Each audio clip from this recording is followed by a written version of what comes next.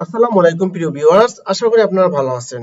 2024-25 অর্থ বছরের বাজেট সম্পর্কিত কিছু গুরুত্বপূর্ণ প্রশ্ন আজকে আমি ভিডিওর মাধ্যমে তুলে ধরব, যা বিশেষ ব্যাংক সহ যে কোনো প্রতিযোগিতামূলক চাকরির পরীক্ষার জন্য খুবই গুরুত্বপূর্ণ হতে যাচ্ছে। সো ভিডিওটি স্কিপ না করে সম্পূর্ণ দেখার জন্য অনুরোধ রইল এবং ভিডিওটি ভালো লাগলে অবশ্যই একটা লাইক দিয়ে উৎসাহ করবেন। এবারের 2024-25 অর্থ বছরের বাজেট দেশের কততম বাজেট? এটি হচ্ছে দেশের 53তম বাজেট। কততম? 53তম বাজেট। আর অন্তর্বর্তীকালীন সহ যদি আসে তখন দিবেন আপনি 54তম বাজেট। বাজেট ঘোষণা করা হয় কবে? এই বাজেট ঘোষণা করা হয় 6 জুন 2024। 6 জুন 2024 তারিখে এই বাজেট ঘোষণা করা হয়। এই বাজেটের স্লোগান বা শিরোনাম কি ছিল? সুখী সমৃদ্ধ উন্নত ও স্মার্ট বাংলাদেশ বিনির্মাণে অঙ্গীকার। 2024-25 অর্থ বছরের বাজেট ঘোষণা করেন কে? অর্থমন্ত্রী আবুল হাসান মাহমুদ আলী। অর্থমন্ত্রী হিসেবে এটি তার প্রথম বাজেট। এই তথ্যটা আপনি জেনে রাখবেন। প্রস্তাবিত এই বাজেট কার্যকর হবে কবে? প্রস্তাবিত এই বাজেট কার্যকর হবে 1 জুলাই 2024 থেকে। মোট বাজেটের আকর কত? মোট বাজেটের আকর হচ্ছে 7,97,000 কোটি টাকা। কি 7,97,000 কোটি টাকা, যা মোট জিডিপির 14.2%। এই বাজেটে সামগ্রিক আয় ধরা হয়েছে কত?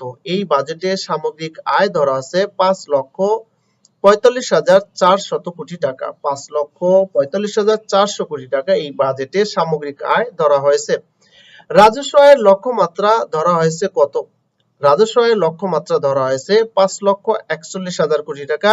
বাকি 2,56,000 কোটি টাকা ঋণ নেওয়ার লক্ষ্যমাত্রা থাকবে। তথ্যগুলো প্রত্যেকটা তথ্যই কিন্তু খুবই গুরুত্বপূর্ণ। মোট ব্যয় ধরা হয়েছে কত? মোট ব্যয় ধরা হয়েছে 7,97,000 কোটি টাকা। মোট ব্যয় ধরা হয়েছে এই বাজেটে। বার্ষিক উন্নয়ন কর্মসূচি এডিপি কত ধরা হয়েছে? 2,65,000 কোটি টাকা। সামগ্রিক ঘাটতি অনুদান সহ কত? 2,51,600 কোটি টাকা। সামগ্রিক ঘাটতি অনুদান ব্যতীত কত? 2,56,000 কোটি টাকা। 2024-25 অর্থ বছরের বাজেটের সর্বোচ্চ বরাদ্দ কোন খাতে? জনপ্রশাসন খাতে। এই খাতে বরাদ্দ ধরা হয়েছে 1,75,774 কোটি টাকা। দ্বিতীয় সর্বোচ্চ ব্যয় কোন খাতে? শিক্ষা ও প্রযুক্তি খাতে। এই খাতে ব্যয় ধরা হয়েছে 1,11,157 কোটি টাকা।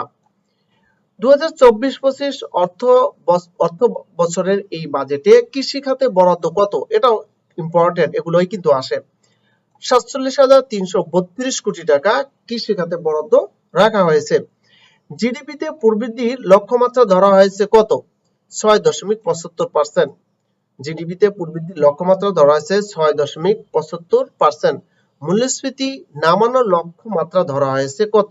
অর্থাৎ মুদ্রাস্ফীতি নামিয়ে আনা হবে 6.5%। 6.5%।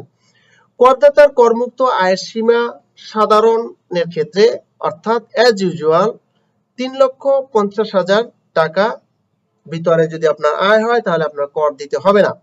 করদাতার করমুক্ত আয় সীমা মহিলা এবং 65 বছর ঊর্ধ্বে পুরুষ তাদের ক্ষেত্রে কত টাকা? 4 লক্ষ টাকা। বিষয়টা বুঝলেন? আচ্ছা, তারপর আছে করদাতার করমুক্ত আয়ের সীমা শারীরিকভাবে যারা প্রতিবন্ধী এবং তৃতীয় লিঙ্গের ক্ষেত্রে 4,75,000 কোটি টাকা। 21 নম্বর আছে গেজেটভুক্ত যুদ্ধাহত মুক্তিযোদ্ধাদের করমুক্ত আয় সীমা কত?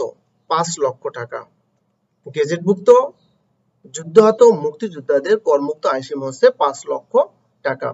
সর্বোচ্চ করের হার কত? সর্বোচ্চ করের হার আছে 30%। সর্বোচ্চ করের হার 30%।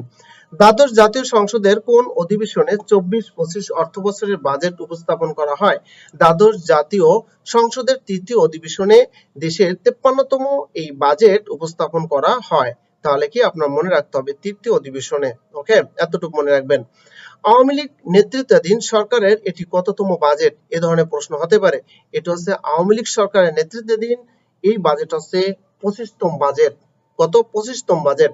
2023-24 অর্থ বছরের চেয়ে এবারের এই যে 24-25 অর্থ বছরের বাজেটের আকার বেড়েছে শতকরা কত শতাংশ? অর্থাৎ পূর্বেরটার চেয়ে এখনেরটা এই বছরেরটা বেড়েছে 4.6% বৃদ্ধি পেয়েছে বাজেটের আকার বৃদ্ধি পেয়েছে 4.6%।